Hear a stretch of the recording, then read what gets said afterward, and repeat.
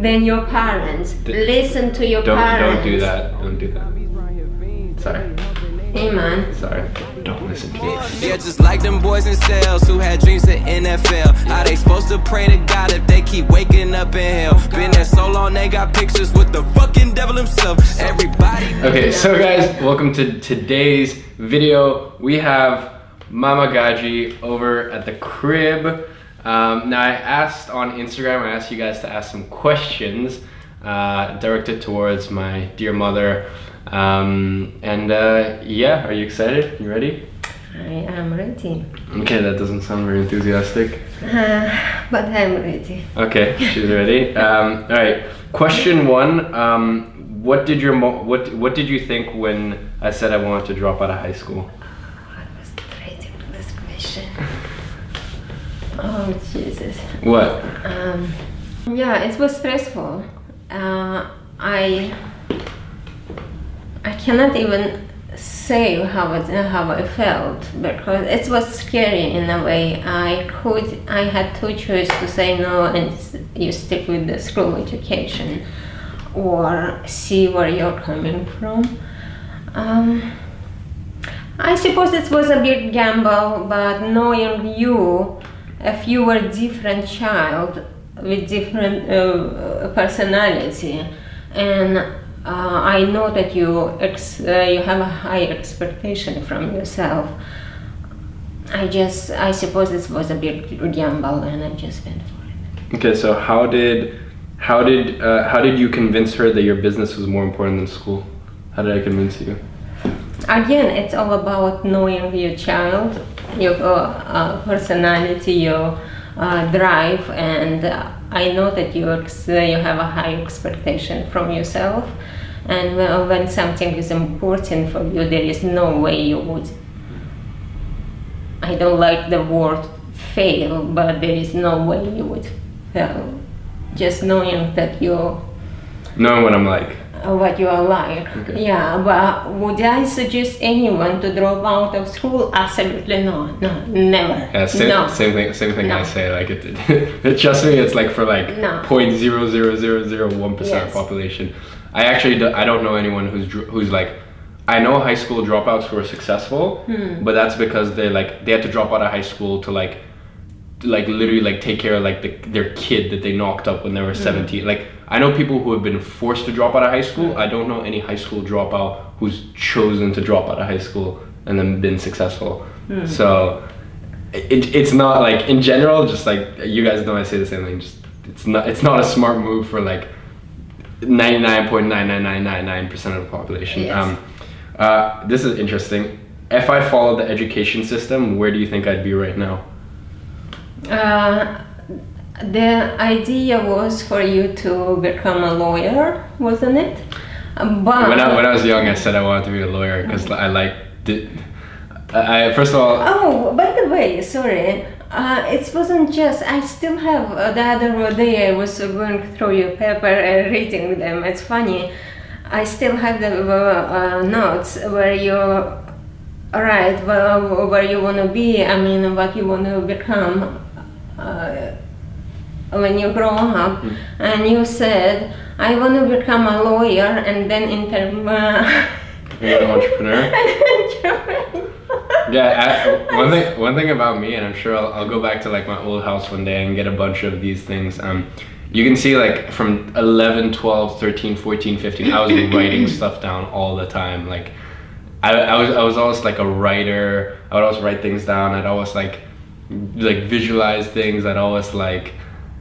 I'd explore the future. I was very like future driven. So yeah, where do you think where do you go? I think most likely you would do something on your own. But whatever you would have chosen, I would support you anyway. That's for sure. I would never force you to do something that I think is right for you. That's without a question. Okay, say a year ago or like 2 years ago, what did you want me to become? A few years ago, I thought, knowing children, you see, you cannot just make a decision and think that's how it's gonna be. That is my opinion. That's how I see. That is my approach. I thought that there is still time, and there is a good chance that you would change your mind. So for that reason, I thought it could be a lawyer, or by the time he finished school or if he went to uni, there is still chance that he would choose another direction, choose something different. So for that reason, I kind of stay open-minded. Okay, so right now, if I hadn't have dropped out of high school, I would still be in school? Yep. What do you think I'd be doing if I was still in school? Like I said, honestly, Iman, whatever you choose, I would support you. I cannot decide for you because I don't know. There is a chance, like I said, there is always a chance that a child will change his mind, like my sister's son. He just finished economy in one of the best uni. And in the end, last year of training, he decided that is not for him. That is 4 years of university education time, fees, and so on and so on. And now he's going to another university, you see? Okay, so for me, the most important thing is for you to get up in the morning and be happy to do what you love doing. So how do you feel about your son's businesses? Well, it's kid, he loves that. He is very passionate about it, and as long as it works for him, works for his clients, and he somehow, even if it is big or little, change people's life in a positive way, that's the tick for me. Okay, so next question. What will you feel about Iman once he starts making millions a month? Well, Iman will still be Iman. It doesn't matter how much you make. I mean, as long as you stay humble, I think it's very important to stay humble and don't. Money doesn't make you who you are. It is your achievement, yes. It is, but still, yeah. Look at a year ago where obviously, I was dead broke, had no money. And then look at me now, a year later. Has money changed me at all? Good, bad, in between? You always were mature for your age, but looking at you, it's like, oh my God, if you think he's still a kid. I just became an adult. You grow up too fast, too quickly. Yeah, sometimes I even wonder whether or not it's a good thing. I would love you to enjoy your childhood, not rush to become, I always say that. You will always be an adult, you have a long years ahead to be an adult and take on all this responsibility. So, and I'm very proud of you, and I hope you are not missing out on childhood. Just enjoying being a kid. I'm always a kid inside. Good. Next question. Did she allow you to drop out before you started making money or only after you started making money? You were making money from age of 14, I believe. It was little, but you always had that, I could see that you want more, you are working, I couldn't just stop you because I could see that. I think it's the worst thing. I'm not saying every parent should do the same, but if you see that your child is so determined, it's not even determination. It's for you. I think it was almost natural because I noticed from very young age that you were starting to explore business and apply and try to see what you can achieve, and when even you start flipping accounts or sort of thing. When I was 14, I started flipping Instagram accounts. And you were 14, a small kid, and I thought, well, that is not serious. At that time, I thought flipping accounts or Facebook, there is no business for it. It's just a joke, waste of time. Nevertheless, I thought maybe I'm not understanding something. If it is working, probably there is something that I don't know. So let him do that as long as, and that was, if you remember, as a kid, the deal we made. As long as you bring good grades from school, with your free time, you can choose what you love doing. Remember that. I want you to take tennis, swimming, this and that. Not that you didn't try, you tried everything. But you wanted to spend like 4 days a week playing football. And I said, okay, that's fine. I used to be big into football. I used to play football at like pretty much like semi-professional level. I had trials at a team called Fulham.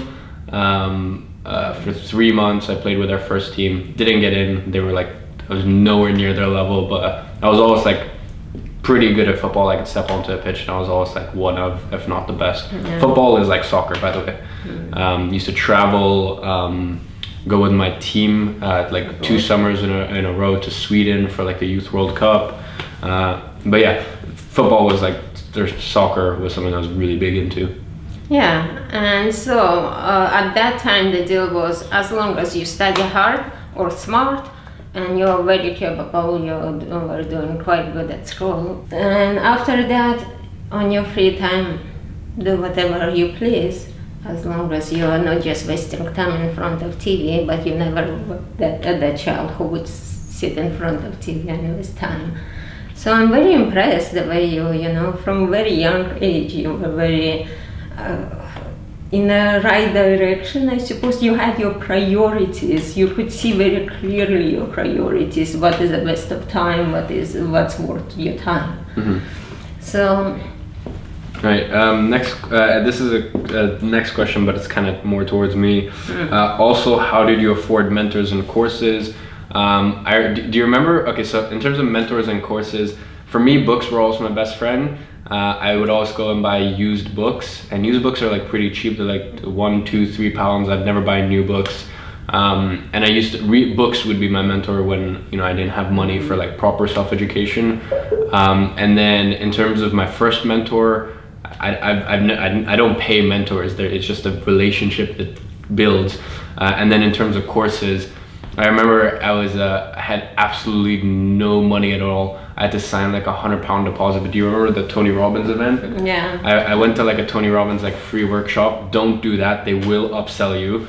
Like you'll get some value, but once the sales presentation starts, they're good at what they do. Leave that place. I remember I came home and I literally begged you for like days to lend me. She had to lend me like $700 to pay for the rest. I put down like $150 deposit, and I had to pay. I begged her for $700. No, 600. It was like 550, 600 pounds. By the way, why do you always talk about dollars? Because I'm mainly an American audience, so that's why. Okay, that's it. Anyways, okay, let's just say pounds. So I put down like £100, which is all I had in my account. And I went home and I had to beg her for days to give me the other 600, and then I'd pay her back for the Tony Robbins event that happened like in April. So, and my thinking in my head was like, once I go to that event, hopefully I'll be doing good financially, or hopefully I'll at least have something that I can really build and work on. But how did I afford courses and mentors? Anything I made went straight back into self-education. And like, I see a lot of people out there, like they're like, self-education is so important and blah, blah, but they're not actually living it. Like, she knows from an early age, like would walk in on me, I'm like 13, 14, 15. It's like 2 o'clock in the morning, I'm reading books. And she's like, you have school in like 5 hours, like go to bed. And do you remember like all the yellow notepads at home and stuff like that? with like I have, or like you remember I have stacks of real estate notes and stuff. Yeah, I still keep them all. Yeah, like I still have them all. You know, so how did I afford courses and mentors? Once I started making money, right? Everything I started making, and that's why I had such a crazy year, was because rather than, you know, yeah, trust me, at the beginning, especially after dropping out of high school, I felt like I had a chip on my shoulder. I felt like I had something to prove. So when I first left school, I did, you know, I would spend stupid money, but I got over that really quickly. And then after that, all the money I made was in courses, coaching, stuff like that, and spending my money wisely. So yeah. Speaking about books, I always was saying, I never met a child to whom you ask, what would you like for Christmas? I don't know if you remember that year. And you give me a list of books.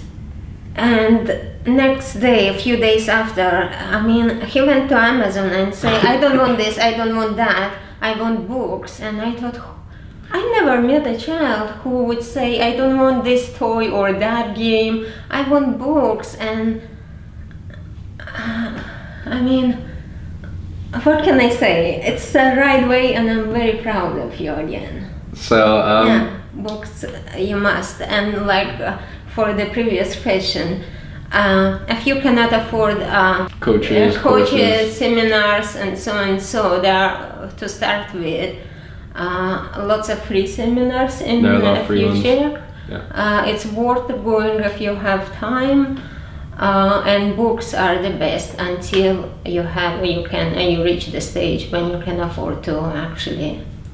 Next question: how often did you worry about my future, and how do you feel now that I'm successful? Like, I'm guessing in the past, or at least like, for example, a year ago. Because yes. in all fairness, for probably like a year and a half, every single day was fighting, because there was no fighting, sweetheart. Not much fighting. Okay. You don't like. We had some disagreements. We had little thing. We have a no bullshit policy. Yeah, but we had for a month and a half. Let's be honest. For a month and a half, our relationship was nearly broken, which is because of me, right? Because of the fact that I was trying to push for dropping out of high school, and I was like, I was very, very rebellious, and I knew what I wanted, and it was very scary. Yes. That is because you see, in all fairness, you went to one of the best schools.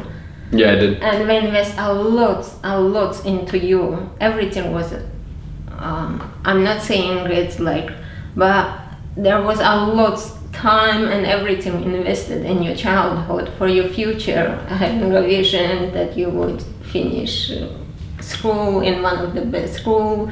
From there, it sounds like a right way. It seems like a right way for your future for your child future to start from.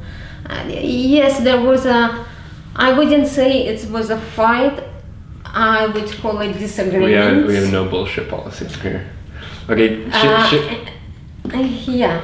Okay. We'll leave it at that. And how do you feel now that I'm successful? Like I said, I'm proud of you. Very proud of him. And I know and I believe that he will always be successful, if you like, but at the same time I don't have a really fixed mind, because I know a little bit about life. You can be very successful one day and you don't know what's gonna happen in a few years' time. But Iman will never let that happen. And I hope that is the case. Okay. But then you never know. Whatever success is, I think you're knowing your expectation from yourself, you will always be. Okay, next question. On a scale of 1 to 10, how much do you ship Iman and Natasha? Which means like, how much do you like think we're a good fit? To be honest, Iman, I don't really know Natasha very well, do I? No, not really. You guys have met like a few times. Yeah, I'm quite sure that she's lovely, good lady. But I cannot really say very much because I didn't spend enough time with her. But if Iman likes her, loves her, she must be very good, lovely. All right, there we go. Okay, so someone asks, where do you see yourself in 5 years? What? In 5 years, hopefully I will be running starting my business. It doesn't have to be, and also on the list, traveling as much as possible. Okay, so you want to travel and and definitely I will start a life from scratch, from new. Okay, so From scratch. I will, starting from this year, maybe next year, possibly most likely this year, and very soon.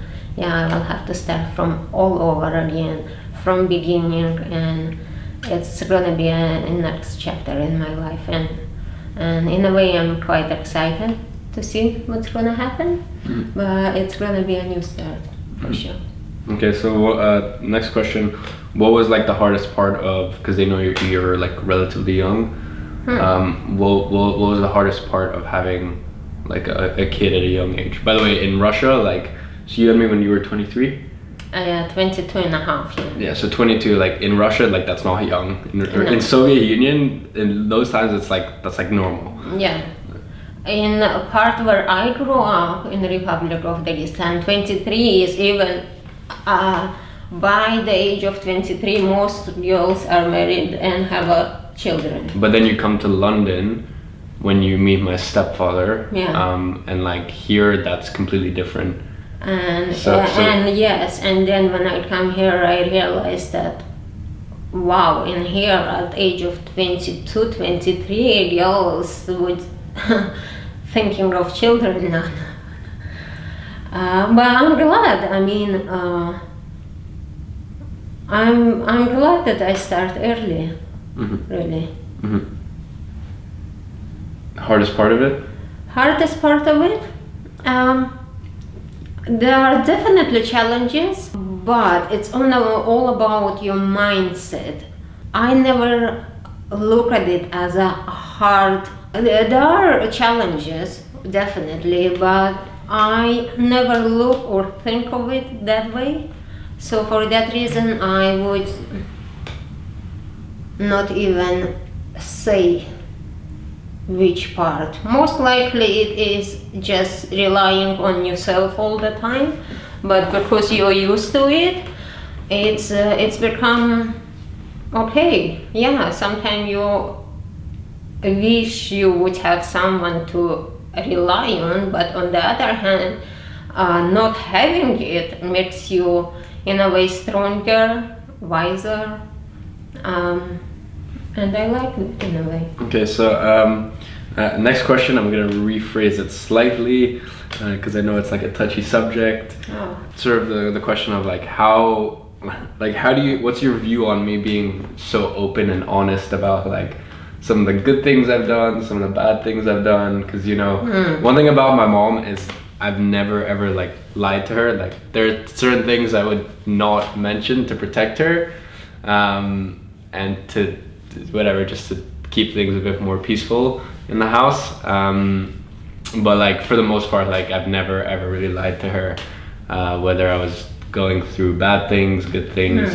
So what's your opinion on me being like such an honest and like no bullshit person? Honest with me or with? First honest with you and then honest with everyone.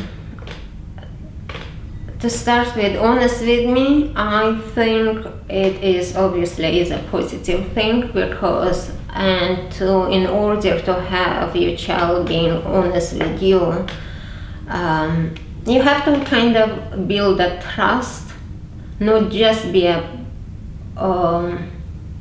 I'm not saying it in a bad way. I don't want some parents to think I'm But you have to build a trust with your child. If you're type of a person who just think, I was from that family, that kind of family where parents almost never listened to me.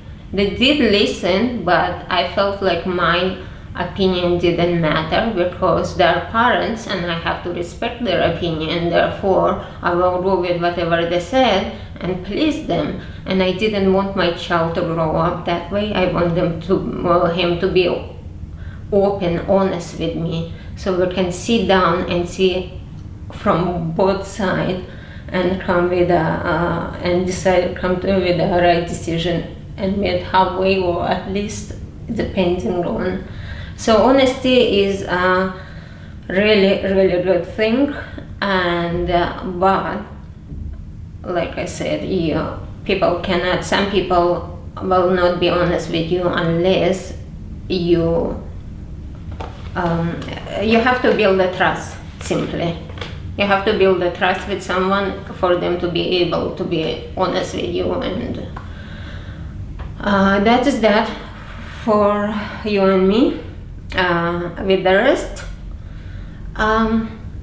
honesty is always the best policy. Honesty is always the best. But sometimes when you put everything on public, I have a mixed feeling sharing everything with the public, with strangers about your life.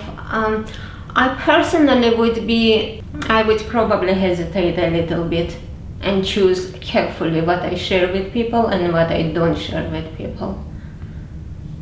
Yeah, so she's like she's a lot more like cautious and stuff like that, and a lot more wary of.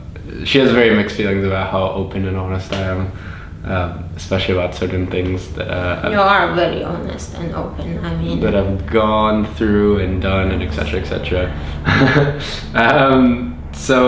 Yeah, obviously I'm just turned an adult, 18. You're now 40, right? Don't add anything, okay. Only 40. Yeah, so you're 40. Do you want to go ahead and give them, like, in your 40 years of experience, what would you tell your 20-year-old self?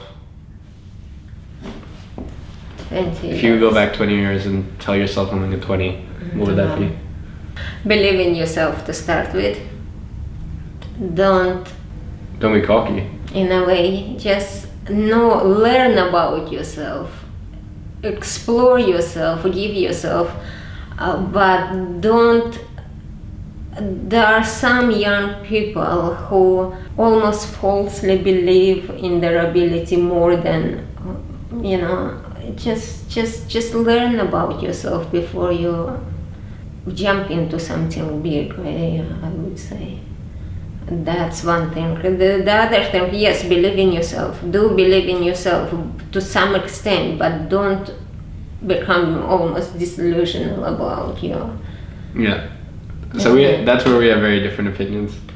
But Really? Yeah. I think people should... No, I don't know why. What? Why? Because I'm like, in my head, if you believe you can do anything, there's not...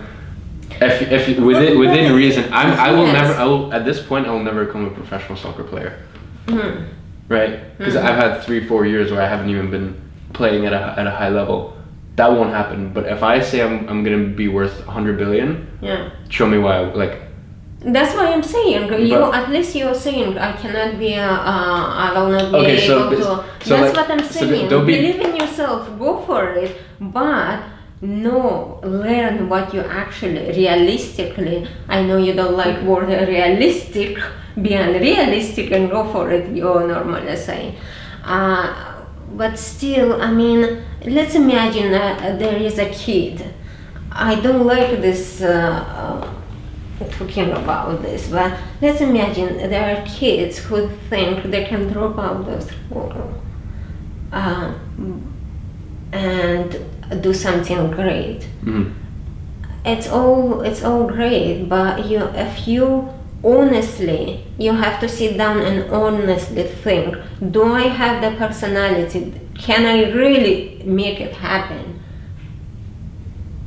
there are some people who are not being negative or almost think more that they can achieve more than they can really do. That's what I'm saying. Does it make sense? Or It makes being sense. a bit... It makes sense. I mean, I'm never gonna be a professional swimmer now, but like I also, if I say I'm gonna be worth 100 billion in my head. And to young people, listen to your parents. There is no one on earth who have the best interest than your parents. Listen to your parents. Don't do that. Don't do that. Sorry. Amen. Sorry. Don't listen to your parents. Listen to your parents. Worst idea ever. Always listen to your parents. Never listen to them. Anyways, love you. Thank you for coming on. Yeah, guys, I hope you got your questions answered, and yeah, I hope you got a little bit of an insight into what it's like having me as a son, and yeah. It's a joy. It's a Having joy. him as a son is a joy. And yeah, guys, I'll see you tomorrow.